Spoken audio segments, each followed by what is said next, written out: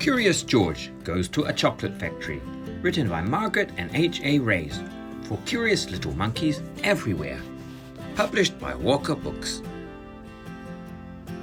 This is George. George was a good little monkey and always very curious. One day, George went for a drive with his friend, the man with the yellow hat. "Look, George," the man said. "There's a shop in that chocolate factory up ahead. Let's stop for a treat." George loved chocolates. Inside the shop, boxes of chocolates were stacked everywhere. But the man with the yellow hat found his favorite straight away. "George," he said, "wait here while I buy these, and please stay out of trouble." George looked around the shop. He saw chocolate-covered cherries and fudge-flavored lollipops. A chocolate bunny caught his eye. Then something else caught his eye. What were all those people looking at? George was curious. He climbed up to get a better look. Through the window, he saw lots of trays filled with little brown dots. What were all those little brown dots? George was curious. He found a door that led to the other side of the window. The little brown dots were chocolates, of course.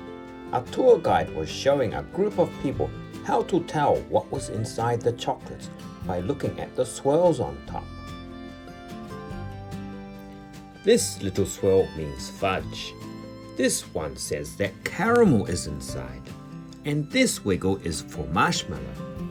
This is the squiggle for a truffle. This one is for nougat. This sideways swirl is for orange fluff.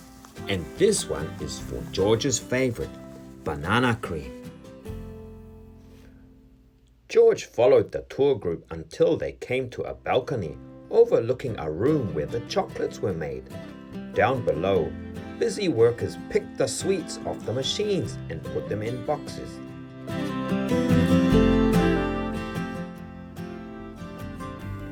These were the machines that made the chocolates with the swirls on top. The chocolates came out of the machines on long belts. But how did they get their swirls? George was curious. He climbed down from the balcony and up onto the machine.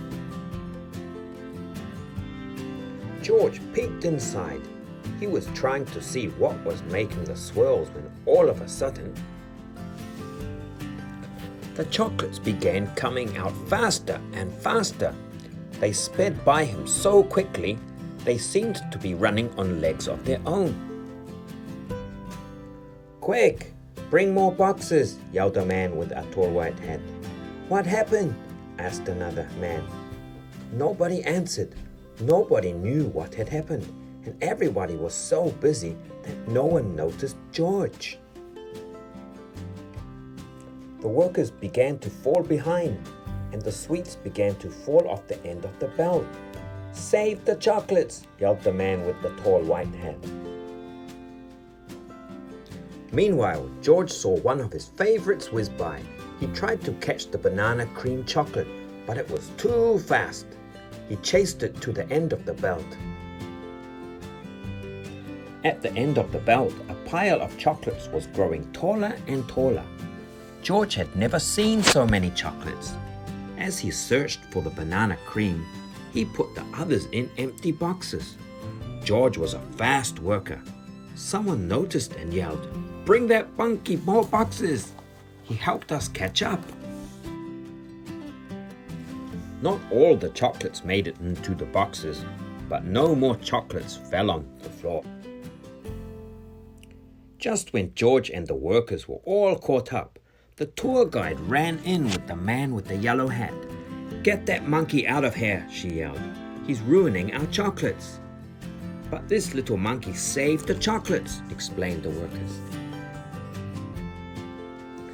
Then the man with the tall white hat said to George, "You may have caused us some trouble, but you were a speedy little monkey. You deserve a big box of chocolates for all of your help." George was glad he was not in trouble, but he did not take the chocolates. Back in the car park, the workers waved goodbye as George and his friend got into their little blue car. "George, are you sure you don't want any chocolates before we leave?" asked the man with the yellow hat. George was sure.